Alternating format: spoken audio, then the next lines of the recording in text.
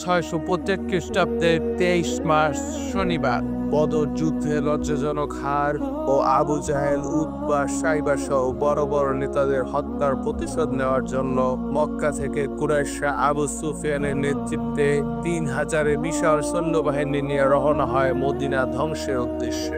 মদিনায় রাসূল সাল্লাল্লাহু আলাইহি ওয়াসাল্লামের কাছে খবর পৌঁছলে তিনি অতর্কিত আক্রমণ প্রতিহত করার জন্য বিভিন্ন জায়গায় সাহাবীদের মোতায়েন করে ব্যবস্থা করে জরুরি আলোচনা সভা।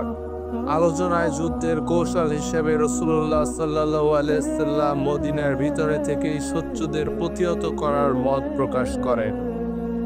কিন্তু অধিকাংশ সাহাবী মত দেন মদিনার বাহিরে গিয়ে খোলা ময়দানে লড়াই করার। রাসূলুল্লাহ সাল্লাল্লাহু আলাইহি ওয়াসাল্লাম অধিকাংশের মতামতই গ্রহণ করেন এবং যুদ্ধের ময়দান হিসেবে মদিনার বাহিরের উহুদ প্রান্তরকে নির্বাচিত করেন। এই সিদ্ধান্তের পর মুসলিম বাহিনী সংগঠিত হয় 1000 সৈন্যবাহিনী। এই বাহিনী নিয়ে রাসূলুল্লাহ সাল্লাল্লাহু আলাইহি ওয়াসাল্লাম রওনা হয় উহুদের প্রান্তরের দিকে। কিন্তু পথে মুসলিম বাহিনীর এক বড় ধাক্কার সাথে সম্পর্কিত হতে হয়, কারণ সাদ্দাত নামক স্থানে পৌঁছে আব্দুল্লাহ ইবনে উবাই যুদ্ধ থেকে সরে দাঁড়ানোর কথা ঘোষণা দেন এবং তার 300 সৈন্যবাহিনী নিয়ে পিছনে সরে যান। তিনি কারণ হিসেবে দেখান যে এই যুদ্ধে তার কোনো মতামত নেওয়া হয়নি। তিনি বলেন এই যুদ্ধের কৌশলে ভুল আছে। তিনি বলেন এই 1000 সৈন্যবাহিনী নিয়ে 3000 সৈন্যের সাথে যুদ্ধ করা মানে মৃত্যুকে ডেকে আনা। এই সিদ্ধান্তের কারণে মুসলিম বাহিনী 1000 সৈন্যবাহিনী থেকে 700-তে নেমে আসেন।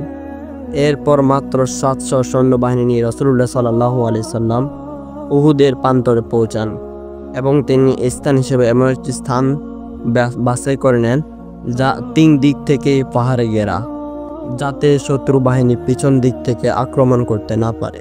এরপর রাসূলুল্লাহ সাল্লাল্লাহু আলাইহি ওয়াসাল্লাম তার বাহিনীকে সাজাতে শুরু করেন এবং ইহাকে 3 ভাগে ভাগ করেন।